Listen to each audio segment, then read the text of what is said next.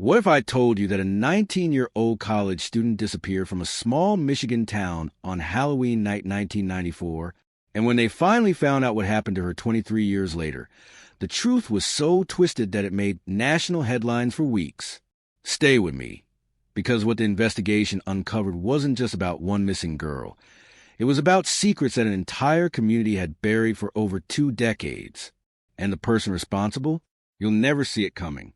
It was October 31st, 1994, in Maple Ridge, Michigan, a quiet college town about 40 miles west of Lansing, where everyone knew everyone, and the biggest excitement was Friday night football games at Maple Ridge High. The kind of place where people left their doors unlocked and kids rode bikes until the streetlights came on. Sarah Mitchell was 19 years old, a sophomore at Maple Ridge Community College, studying elementary education. She had honey blonde hair that fell just past her shoulders, bright green eyes that seemed to light up every room she entered, and a smile that her mother, Linda, said could melt the coldest heart. Sarah was a girl everyone liked, not because she tried to be popular, but because she genuinely cared about people. That Halloween night started like any other weekend for Sarah. She'd finished her shift at Murphy's Diner on Main Street at 9 p.m., pocketed her tips, $73. She'd counted them twice, and told her coworker, Jessica Palmer, that she was heading to a Halloween party at her boyfriend's fraternity house. "Be safe, girl," Jessica had called out as Sarah pushed through the diner's glass door, the little bell chiming above her head. Sarah had waved back, her witch costume, complete with a pointed hat and flowing black cape, catching the wind as she walked to her car, a beat-up 1989 Honda Civic parked under the flickering streetlight on the corner of Main and Oakwood. That was the last time anyone saw Sarah Mitchell alive. When Sarah didn't come home that night, her mother wasn't immediately worried. Sarah was 19 after all. College kids stayed out late. But when Sunday morning came and went with no word from Sarah, and her calls went straight to voicemail, Linda Mitchell's mother's intuition kicked into high gear. She drove to Sarah's boyfriend's house, a guy named Tyler Brennan, 21, president of the Sigma Kappa fraternity. Tyler answered the door in sweatpants and a stained T-shirt, his eyes bloodshot from what Linda assumed was a hangover. "Mrs. Mitchell?" Tyler's face went pale. Sarah never showed up to the party. I called her like 15 times that night. Linda's blood ran cold. Within hours, the Maple Ridge Police Department launched a missing person investigation. Detective Robert Hayes, a 15-year veteran with the department, took the lead. He was a stocky man in his early 40s with graying hair and a reputation for being thorough. Some said obsessively so. They found Sarah's car first. It was still parked on the corner of Main and Oakwood, exactly where she'd left it Friday night. The doors were locked. Her purse was on the passenger seat, wallet, lipstick, car keys, everything still inside. Her tips from the diner, $73 in cash, sat untouched in the center console. But Sarah was gone. Detective Hayes interviewed everyone Sarah knew. Her coworkers at Murphy's Diner said she'd seemed perfectly normal that night. Happy, even. She'd talk about how excited she was for the party, how she'd spent weeks perfecting her witch costume. Tyler Brennan passed a polygraph test. His alibi was airtight. He'd been at the fraternity house all night with 50 witnesses. Phone records confirmed he called Sarah's cell phone 17 times between 10 p.m. and 2 a.m. Jessica Palmer, Sarah's coworker, told Detective Hayes something that stuck with him for years. Sarah had been distracted lately, like something was on her mind. She'd zone out sometimes during shifts, and when I'd ask what was wrong, she'd just smile and say nothing. But nothing wasn't nothing. Something had been bothering Sarah Mitchell in the weeks before she disappeared. The first few weeks of the investigation moved fast. Search parties combed through the woods surrounding Maple Ridge. Dive teams searched Miller's Lake. Volunteers posted flyers with Sarah's face on every telephone pole, shop window, and community board within a 50-mile radius. The media coverage was intense. Local news stations ran stories every night. College student vanishes on Halloween night, the headline screamed. Sarah's face was everywhere. But as days turned into weeks and weeks turned into months, the leads dried up. There were no witnesses, no suspicious activity on her bank accounts, no activity on her credit cards. Her cell phone had pinged off a tower near Main Street around 9:15 p.m. that Friday night. Then nothing, like she'd vanished into thin air. Detective Hayes developed a theory: abduction. Someone had grabbed Sarah between her car and wherever she was going. But who and why? Maple Ridge was a safe town. Violent crime was virtually non-existent. He investigated every possible angle. The random predator theory. Could a stranger passing through town have spotted Sarah and taken her? Possible, but unlikely. There were no similar crimes in the area. The secret relationship theory. Was Sarah seeing someone else besides Tyler? Someone she kept hidden? Her friend said no. Sarah and Tyler had been together for 2 years. They were solid. The runaway theory. Had Sarah planned her own disappearance? Maybe she wanted to start a new life? But that didn't make sense either. She left everything behind. Her money, her car, her entire life. By the summer of 1995, the case had gone cold. Detective Hayes never gave up, though. He kept Sarah's case file on his desk, reopening it every few months, reviewing every detail, looking for something he might have missed. But years passed. 1996, 1997, 1998. Sarah Mitchell became another statistic, another face on a missing persons poster that faded and yellowed with time. For Linda Mitchell, life stopped the day Sarah disappeared. She never moved from their small house on Birch Street, the one where Sarah had grown up. She kept Sarah's room exactly as it had been. Textbooks still open on the desk, clothes still in the closet, her high school graduation photos still on the nightstand. Every October 31st, Linda would light a candle in the window, hoping somehow Sarah would find her way home. Tyler Brennan graduated from Maple Ridge Community College and moved to Detroit. He got married in 2002, had 2 kids, but friends said he never quite got over Sarah. He'd name his first daughter Sarah, with no H. And when people asked why, he'd change the subject. Jessica Palmer, Sarah's co-worker, left Maple Ridge in 1997. The memories were too painful. She'd moved to Grand Rapids, become a nurse. But she'd tell people later that not a week went by when she didn't think about her friend. And Detective Robert Hayes? He retired from a Maple Ridge police department in 2010, but he took copies of Sarah's case file home with him. He'd spend hours in his home office, going through every statement, every piece of evidence, convinced he'd missed something crucial. He had. They all had. October 2017. 23 years after Sarah Mitchell vanished, a construction crew was breaking ground for a new shopping center on the outskirts of Maple Ridge, about 3 miles from where Sarah's car had been found. The land had been farmland for decades, the old Peterson property, before it was sold to developers after Carl Peterson died in 2015. On October 12, 2017, a backhoe operator named Mike Sullivan hit something that wasn't dirt. He climbed down from his machine and knelt in the mud. Bones. Human bones. The Maple Ridge Police Department sealed off the construction site within hours. The Michigan State Police sent their forensic anthropology team. Detective Lisa Chun, who'd taken over the cold case unit, stood at the edge of the excavation site as they carefully removed layers of earth. What they found made Detective Chen's blood run cold. A complete skeleton, buried approximately 4 feet deep, wrapped in what appeared to be an old tarp. Near the remains, they found fragments of fabric, black fabric, and a piece of costume jewelry, a small, tarnished silver witch's hat pin. DNA testing confirmed what Detective Chen already suspected. The remains were Sarah Mitchell's. After 23 years, they'd finally found her. But finding Sarah was just the beginning. Now they had to find out what happened to her, and who was responsible.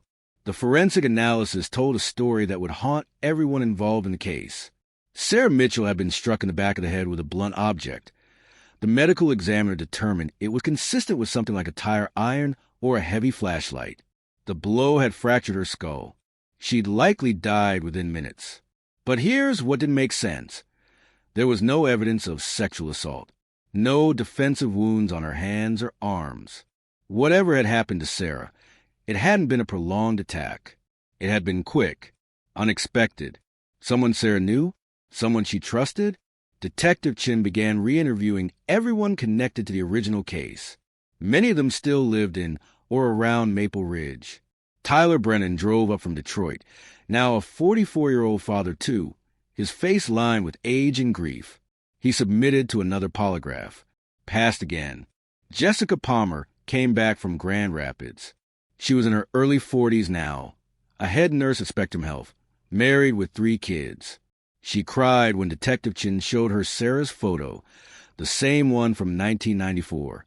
"I should have known something was wrong," Jessica whispered. "She was my best friend, and I should have known." But it was Linda Mitchell's reaction that broke everyone's heart. She was 71 years old now, her hair completely white, her face carved with decades of grief. When Detective Chin knocked on her door on Birch Street to tell her they'd found Sarah, Linda collapsed. Is she alive?" Linda had whispered, even though she knew the answer. "I'm so sorry, Mrs. Mitchell." Linda Mitchell had spent 23 years hoping. Now, at least, she had answers. Except she didn't, because they still didn't know who had killed her daughter. Detective Chin became obsessed with the Peterson property. Why had Sarah been buried there? What connection did she have to that land? Carl Peterson had owned the 200-acre farm for over 40 years before his death in 2015. He'd been a quiet man, never married, kept to himself. He'd employed seasonal workers during harvest time, but mostly he lived alone in his old farmhouse. Carl's nephew, David Peterson, inherited the property. He was 52 years old now, a real estate developer living in Ann Arbor. He'd sold the land to the development company in 2016. Uncle Carl was a good man, David told Detective Chin. Quiet but good. He wouldn't hurt anyone. But Detective Chin dug deeper. She obtained Carl Peterson's financial records, his phone records from 1994, even his medical records.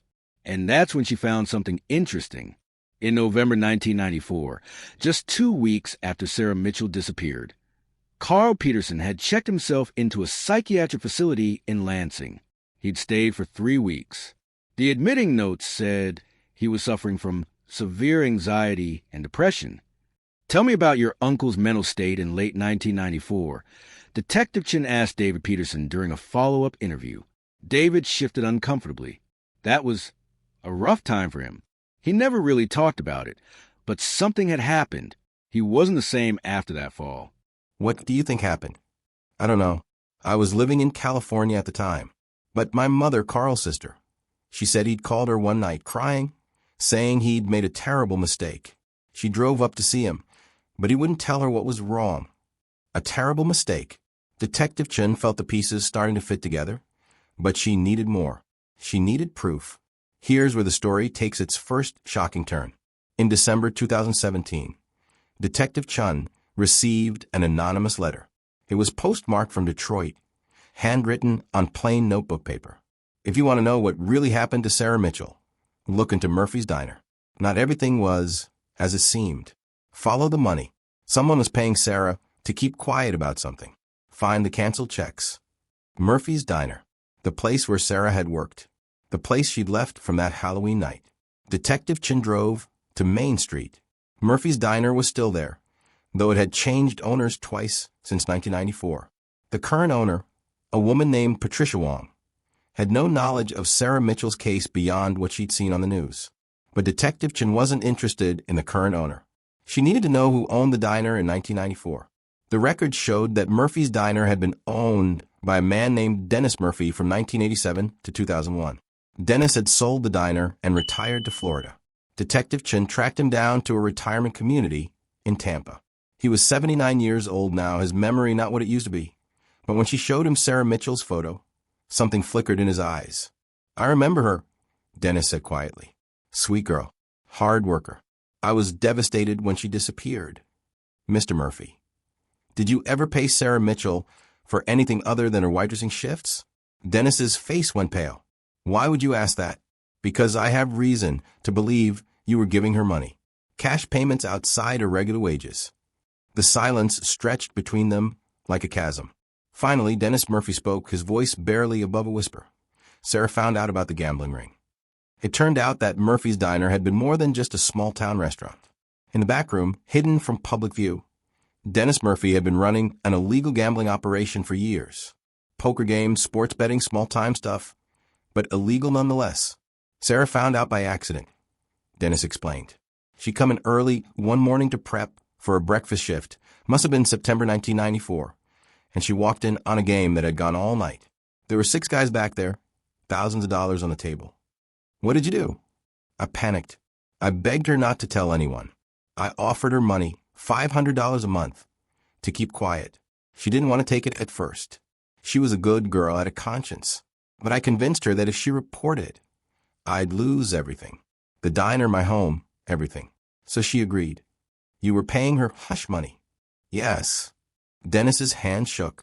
But I swear to God, I had nothing to do with her disappearance. When she vanished, I was terrified that somehow it was connected to the gambling ring, that maybe one of the guys who played in the games had... He trailed off. Detective Chun felt a chill. Did you tell the police about this in 1994? No. I was too scared.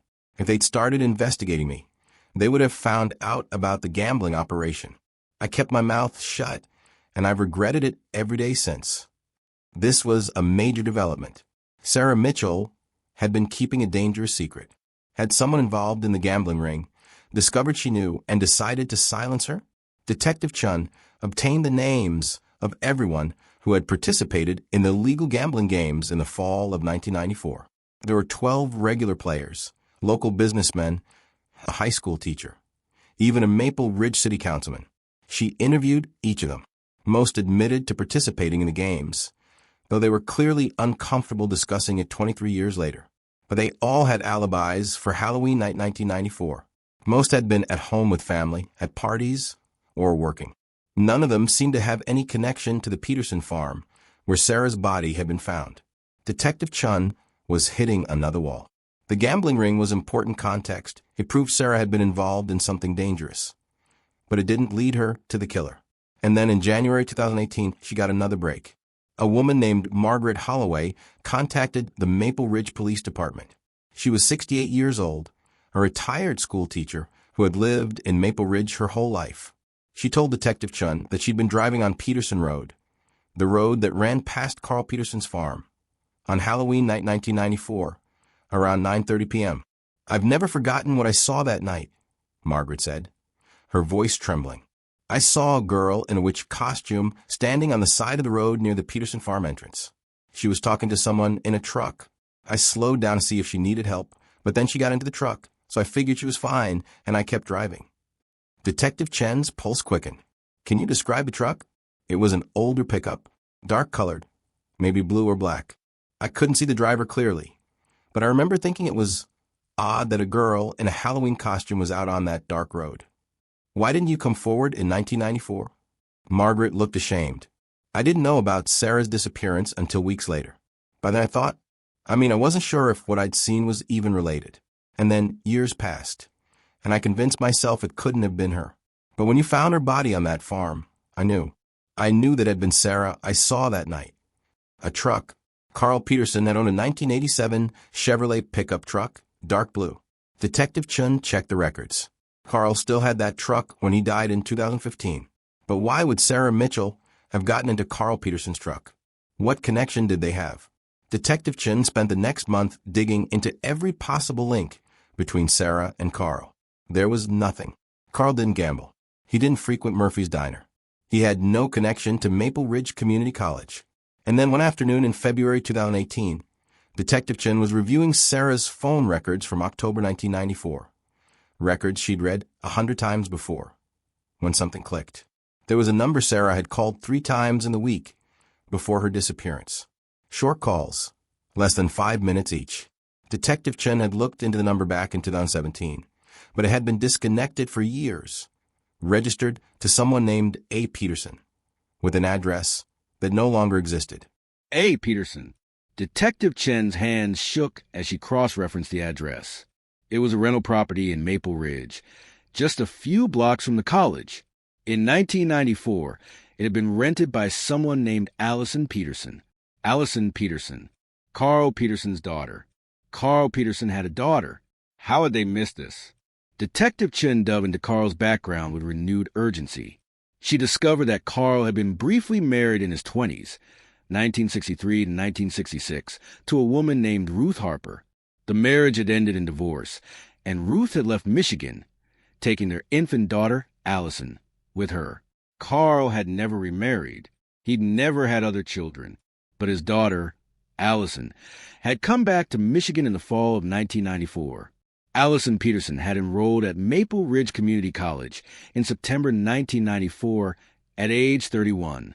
She'd been a non-traditional student, older than most of her classmates, working on a degree in social work after spending years drifting around the country. Detective Chun found Allison living in Marquette, Michigan, where she'd been working as a counselor at Community Mental Health Center for the past 15 years. She was 54 years old now, divorced, no children. When Detective Chin knocked on her door, Allison knew immediately why she was there. "It's about Sarah Mitchell," Allison said quietly. "I've been waiting for this visit for 23 years. They sat in Allison Peterson's small living room. Snow falling outside the window, and Allison told Detective Chin a story that would finally solve Sarah Mitchell's murder. "I met Sarah in one of my classes at Maple Ridge Community College in September 1994. Allison began. We became friends. She was so young, so full of life, and I was a mess. I come back to Michigan trying to reconnect with my father after 30 years, but he didn't want anything to do with me. Why did you come back?" "I'd just gotten divorced. I was broke, lost. I thought maybe my father would help me, give me a place to stay while I got my life together. But when I showed up at his farm, he turned me away, said I'd abandoned him when I was a baby. Even though I was a baby, I had no choice, and that he didn't owe me anything. But you stayed in Maple Ridge." "Yes. I got a cheap apartment, enrolled in school, started building a life. And I became obsessed with making my father accept me. I'd drive past his farm, sit in my car watching the house, hoping he'd change his mind. It became unhealthy. What does this have to do with Sarah Mitchell?" Allison's eyes filled with tears. "Sarah figured out who I was. She'd seen me parked near the farm one night in October. She got curious, asked around, pieced together that I was Carl Peterson's daughter. And she tried to help." "Help how?" "She offered to talk to my father for me. She said she explained my situation, tried to convince him to give me a chance. She was so kind, so eager to fix things for people. I should have said no, but I was desperate, so I said yes." Detective Chun felt her chest tighten. "What happened on Halloween night?" Allison took a shaky breath. "Sarah called me that night after her shift at the diner. She said she'd driven out to my father's farm to talk to him, but something had gone wrong. She was crying, panicked. She said my father had gotten angry, said terrible things to her, threatened to call the police if she didn't leave. She'd run out to the road and called me from a payphone near the farm entrance." "You picked her up?" "No.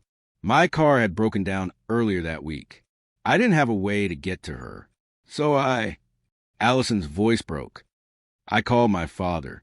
I begged him to pick Sarah up, bring her back to town, apologize for scaring her. And he said he would. He said he'd make it right. The pieces were falling into place. But Detective Chin needed to hear it all. He picked her up in his truck," Allison continued. "But instead of bringing her back to town, I don't know exactly what happened. He called me an hour later, and he was hysterical. He said there had been an accident. He said Sarah had gotten agitated in the truck. They'd argued, and he'd pulled over. When she got out, she'd run into the road, and he'd hit her with his truck. That's not what the forensic evidence shows," Detective Chin said coldly. "Sarah was hit in the back of the head with a blunt object. She didn't die from being hit by a truck." Allison's face crumpled. "I know. I've known for years that he lied to me. I think they argued, and he lost his temper and hit her, and then he panicked. He buried her on his farm." "Yes, and he called me afterward and told me if I ever said anything to anyone about what happened, he'd make sure I went to prison too. He said I'd been the one who sent Sarah to his farm, so I was just as responsible for her death. I was terrified. I had a record, petty theft charges from my 20s, and I thought if the police found out, they'd arrest me, so I kept quiet.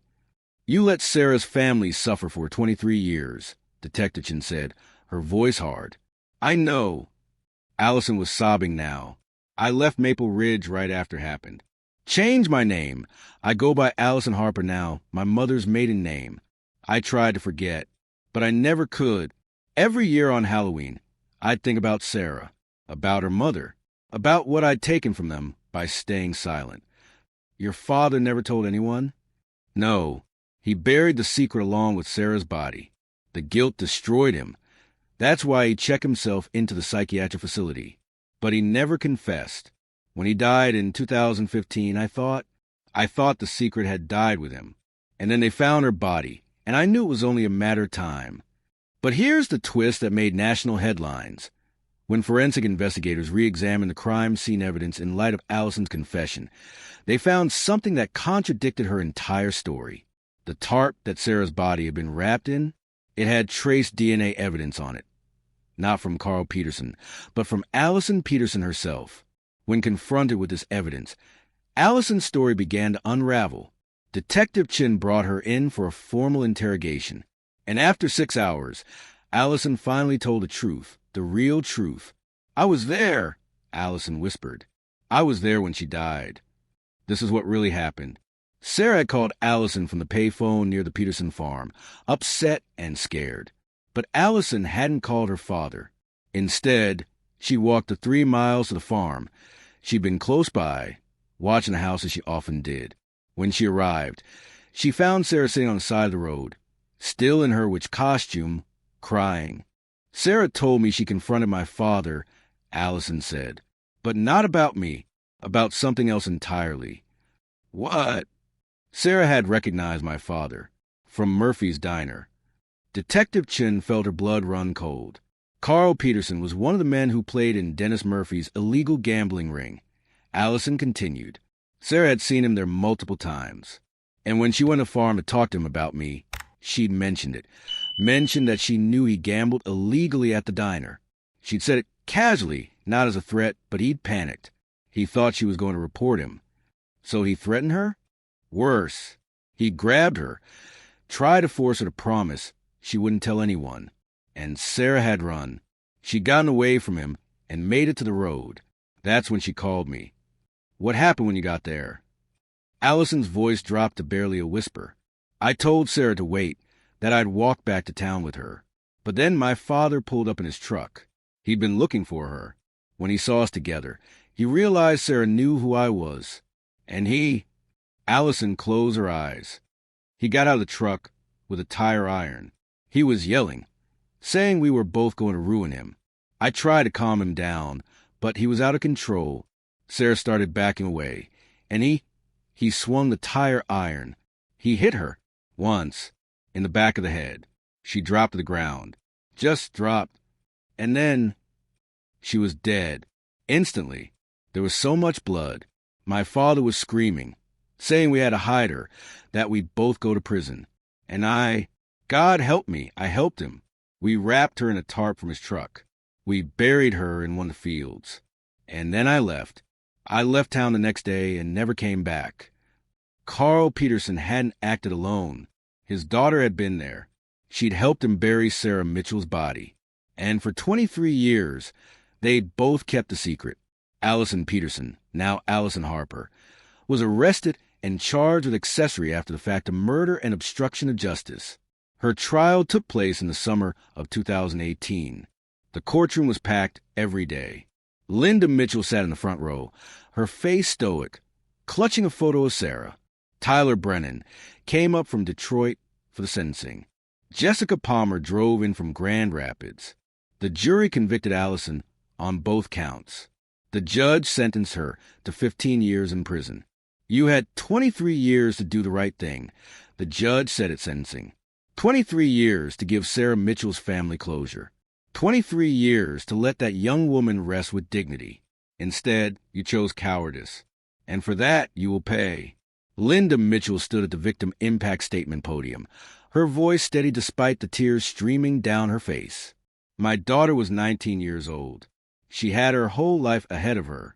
She died trying to help someone, trying to help you, Ms. Peterson. And you repaid her kindness by burying her like trash and forgetting about her for over 2 decades. I hope you never forget her face. I hope Sarah haunts your dreams every single night for the rest of your life. The case made national headlines. Cold case solved. Daughter's secret kept. Michigan woman buried for 23 years. The story had everything: mystery, betrayal, family secrets, illegal gambling, and a shocking twist. But for those who had loved Sarah Mitchell, it wasn't a story. It was a nightmare that finally had an ending. So, what can we learn from the tragedy of Sarah Mitchell? First, secrets are like poison. They corrupt everything they touch. Dennis Murphy's secret gambling ring led Sarah to the Peterson farm. Carl Peterson's secret gambling problem led him to murder. Allison Peterson's secret guilt led her to waste her life in silence. Every secret in this story caused ripples of pain. Second, sometimes the people who seem the most normal are hiding the darkest secrets. Carl Peterson was a quiet farmer. Allison Peterson was a struggling single mother trying to get her life together. Neither of them seemed capable of what they did. But desperation makes monsters of ordinary people. Third, kindness can be dangerous. Sarah Mitchell died because she was kind. She tried to help Allison reconnect with her father. She got caught in a situation that had nothing to do with her, a situation that cost her everything. The world took advantage of her big heart. But here's the most important lesson. Truth always surfaces. Always. It might take days, years, or decades. But eventually, every secret comes to light. Sarah Mitchell's body was buried for 23 years, but the truth couldn't stay buried forever. Linda Mitchell died in 2020 at the age of 74, 2 years after Allison Peterson's conviction. In her final interview with a local newspaper, she said, "I can finally rest now. I know what happened to my baby. And Sarah can finally rest too." Sarah Mitchell was laid to rest in Maple Ridge Cemetery in a private ceremony attended by family and friends. Her headstone reads, Sarah Elizabeth Mitchell, 1975 to 1994. Taken too soon. Forever in our hearts. Tyler Brennan still lives in Detroit. He's remarried, has grandchildren now, but he told a reporter in 2019 that he thinks about Sarah every Halloween. She deserves so much better than what this world gave her. Jessica Palmer established a scholarship fund at Maple Ridge Community College in Sarah's name. The Sarah Mitchell Education Scholarship, awarded annually to students studying elementary education. And Detective Lisa Chin? She keeps a photo of Sarah Mitchell on her desk. A reminder of why she does what she does. A reminder that every cold case represents a life cut short, a family left in limbo, and a truth waiting to be discovered. The Mitchell case changed Maple Ridge forever. People started locking their doors. Parents held their children a little tighter. And on every Halloween night, the town observed a moment of silence at 9:15 p.m., the last time Sarah Mitchell's cell phone pinged off that tower on Main Street. 23 years is a long time to wait for justice. But Sarah Mitchell finally got hers. If you made it this far, you're a part of something important. You're keeping Sarah's memory alive by hearing her story. This is Untold Cold Case Files, where we dig up the truth no matter how long it's been buried. Drop a comment below telling me what you would have done if you were Allison Peterson. Would you have confessed immediately? Or would fear have kept you silent too? And if you want to hear more cases like this, stories of ordinary people caught in extraordinary circumstances, stories that remind us that truth always surfaces, hit that subscribe button. Because every cold case deserves to be told, and every victim deserves to be remembered. Until next time, remember, secrets don't stay buried forever. The truth always finds a way out.